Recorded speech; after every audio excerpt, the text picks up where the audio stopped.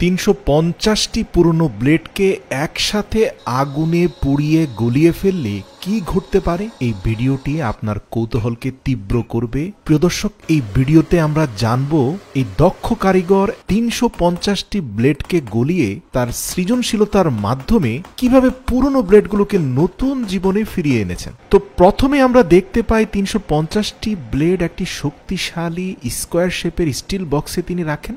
বক্সের ফাঁপা স্থানগুলো স্টিল পাউডার দিয়ে পূরণ করা হয়। এরপরে বক্সের উপরে আরেকটি স্টিলের স্তর ঢালাই করা হয়। এই প্রক্রিয়ায় তিনি মূলত সবগুলো ব্লেডকে একসঙ্গে মিশিয়ে একটি শক্তিশালী ইস্পাত কাঠামো তৈরি করেন। পরবর্তী ধাপে বক্সের মাঝখানে একটি ছোট্ট ছিদ্র রেখে সেটিকে কয়লার আগুনে ফেলে তীব্র উত্তাপ দেওয়া হয়। কয়েক ঘন্টা জ্বলে এই বক্সটি একটি জ্বলন্ত অগ্নিগোলকে রূপান্তরিত হয়। এই পর্যায়ে একটি শক্তিশালী স্বয়ংক্রিয় ইলেকট্রিক হ্যামার প্রেস দিয়ে ধাতুটিকে সংকুচিত করা হয়। এই প্রক্রিয়ায় ধাতুটির আকার কমে গিয়ে ঘনত্ব বেড়ে যায়, যার ফলে লোহা শক্তিশালী হতে থাকে। টানা কয়েক ঘন্টা এই প্রক্রিয়া চলার পর আমরা দেখতে পাই স্টিল গোলকের উপরের স্তর, যেটা ঝালাই করে লাগানো হয়েছিল, সেটাকে কেটে খুলে তার ভেতর থেকে গলিত স্টেনলেস স্টিলের ধাতুর অংশটি বের করা হয়। এই গলিত ধাতুতে উপস্থিত স্টেনলেস স্টিল কিন্তু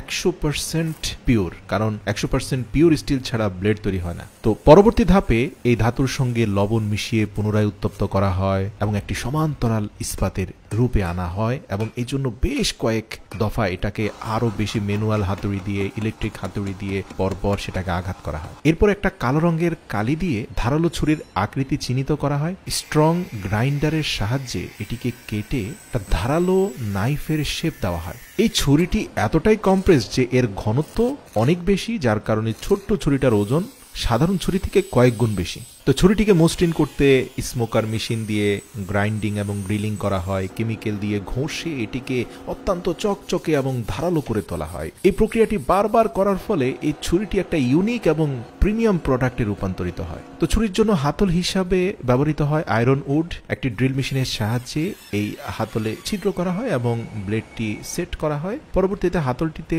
ফ্যাক্টরি গ্রেড মেশিন দিয়ে আরো মজবুত এবং দৃষ্টিনন্দন ফিনিশিং এন্ড পলিশিং দেওয়া হয়। পলিশিং শেষ হয়ে যাওয়ার পর এই ছুরির সৌন্দর্য কয়েক গুণ বেড়ে যায়। ছুরিটি এতটাই ধারালো যে এটি যে কোনো কঠিন বস্তু কেটে ফেলতে পারে। শিল্পীর সৃজনশীলতার ফলে এই ব্লেড শুধু একটি ছুরি নয়, একটি নিখুঁত শিল্পকর্মে রূপান্তরিত হয়েছে, যা আমাদের শিখিয়ে দেয় কিভাবে আমরা পুরনো অব্যবহৃত জিনিসগুলোকেও নতুন জীবনে ফিরিয়ে আনতে পারি। এই শিল্পী তার সৃজনশীলতা এবং দক্ষতাকে কাজে লাগিয়ে ব্লেডগুলোকে অপচয়ের পরিবর্তে একটি কার্যকর এবং দৃষ্টিনন্দন পণ্যে রূপান্তর করেছেন। এই শিল্পী আমাদের শিখিয়েছে সঠিক দৃষ্টিভঙ্গি এবং উদ্যোগের মাধ্যমে যে কোনো পুরনো জিনিসকে নতুন করে জীবনে ফিরিয়ে আনা সম্ভব।